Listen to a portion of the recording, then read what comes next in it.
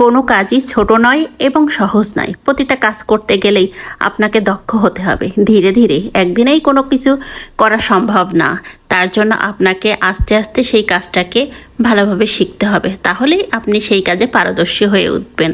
Hi everyone, আসসালামু আলাইকুম। কেমন আছেন সবাই? সকালে আজ তাবিয়ার বাবা খিচুড়ি কিনে নিয়ে আসছিল।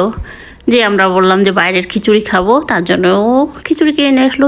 আমরা 4 জন পাবলিক, 4 জন এসে 3 প্যাকেট খিচুড়ি কিনে নিয়ে আসছিল। আমি খিচুড়িটাকে ঢেলে নিয়েছি, ছোটো ছোটো কিছু মাংসের পিস করা ছিল, তাও আর আমি ডিম ভেজে নিব আর কি। শুধু খিচুড়ি ওই মাংস তো হবে না, বেশি হতো তাইলে হতো।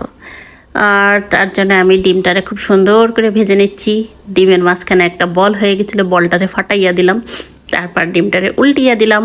দুনিয়ার সবচেয়ে সহজ রেসিপি হলো ডিম ভাজির রেসিপি। তো যাই হোক, ডিম ভাজি আর খিচুড়ি এটাই চলবে শুক্রবারের দিন।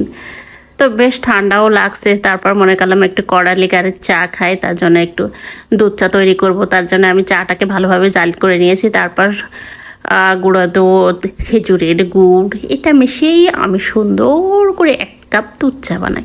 আর যেহেতু কন্টেন্ট ক্রিয়েটর, একটু ভিডিও রং ঢং না করলে কি হয়। আর বেলকনিতে সুন্দর নয়নতারা ফুটেছিল, তার কাছে চলে গেলাম। এদিকে তাবিয়ার বাবা তাবিয়া দুজনে মিলে ছবি আঁকছে। দেখেন, বাবা মেয়েকে ছবি এঁকে দিচ্ছে। এই ছবিটা তারা আঁকলো, এখন লিখে আবার নিচে নাম লিখে দিচ্ছে। তাবিয়া তো অনেক খুশি, তার বাবা তাকে খুব সুন্দর করে একটা ছবি এঁকে দিয়েছে। তার বাবাও খুব সুন্দর ছবি আঁকতে পারে, তার ভাইয়াও খুব সুন্দর ছবি আঁকতে পারে। সে এখন শিখতেছে, ছোট মানুষ তো, তা হাত সোজা আছে, তার হাতের লেখাও সুন্দর, ছবিগুলোও সুন্দর। তারপর তাবিয়ার বাবা আবার কিছু বাজার নিয়ে এসেছিলো, সেগুলো আমি আবার ঢেলে নিলাম। কিছু মালটা, পেঁপে, কাঁকরোল, আমরা আর নিয়ে আসছিল সবুজ সবুজ শাক। সবুজ শাকটা অনেক টাটকা ছিল। আর আমরা তো এখন সবারই, আমাদের ফ্যামিলিতে ঠান্ডা কাশি হয়েছে, তার জন্য ভিটামিন সির দরকার, সেই জন্য আমরা নিয়ে আসছি। আর সবুজ শাক সবাই খুবই পছন্দ করে, আর শাকটা অনেক জালি ছিল। তারপর তাবিয়ার বাবা বানাতে চাইছিল পাউরুটি, কিন্তু ডোটা হয়তো ভালোভাবে মিশিয়ে নিই, ফোলেনি, যার কারণে আমি বললাম তুমি এটা দিয়ে বিস্কিট বানিয়ে ফেলো। তা বিস্কুটের শেপ দিচ্ছে, তো বিস্কিট তৈরি করা হয়ে গেছে। মশলা বিস্কুটগুলো অনেক সুন্দর হয়েছিল, খেতে বেশ ভালোই লাগছিল। বাসায় তৈরি করা বিস্কিট তো, এটা ওভেনে তৈরি করা।